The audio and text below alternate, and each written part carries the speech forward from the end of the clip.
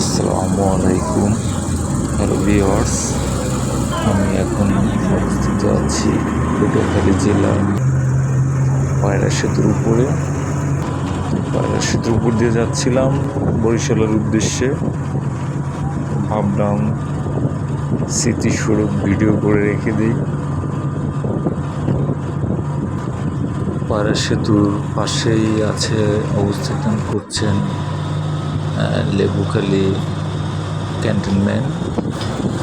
তো এখানে ক্যান্টনমেন্টের পাশে সেতু বা জায়গাটা অনেক সুন্দর, অনেকে এখানে ঘুরতে আসে, দেখার মতো একটা জায়গা।